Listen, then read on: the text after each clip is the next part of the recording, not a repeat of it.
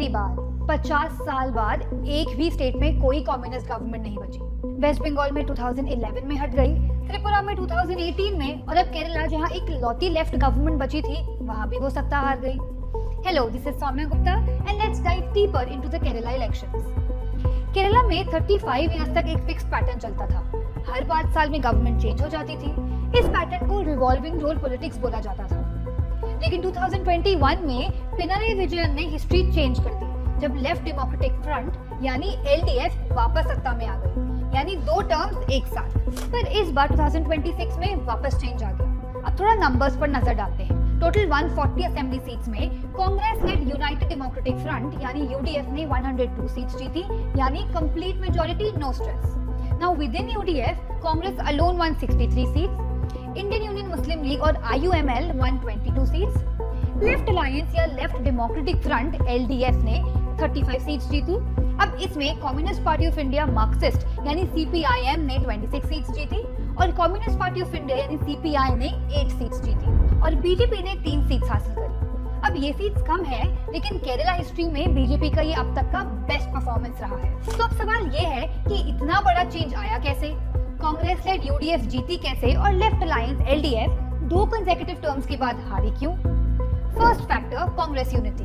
मतलब पहली बार कांग्रेस ने इलेक्शन के टाइम खुद को हराने की कोशिश नहीं की। इस बार वो डिवाइडेड नहीं थी। No CM face, no public in fighting, बस collective leadership. Second factor, the Vijayan factor. Left alliance LDF का पूरा campaign almost ex CM Pinarayi Vijayan पे सेंटर्ड था।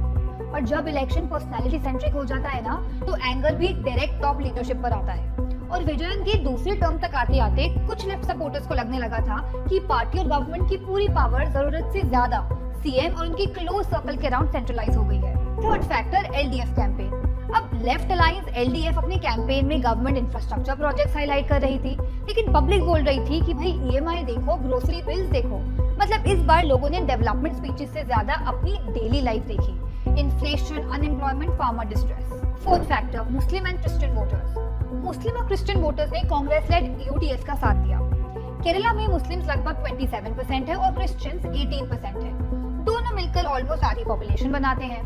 नॉर्थ केरला में 44 सीट्स हैं जहां मुस्लिम पॉपुलेशन 25 to 30% है। उसमें से यूडीएफ ने 38 सीट्स जीत ली। इंडियन यूनियन मुस्लिम लीग यानी आईयूएमएल ने अकेले ही 22 सीट्स जीत ली। वही क्रिश्चियन वोटर्स का एक बड़ा सेक्शन जो 2021 में लेफ्ट की तरफ था, इस बार कांग्रेस लेड यूडीएफ के सपोर्ट में आता दिखा।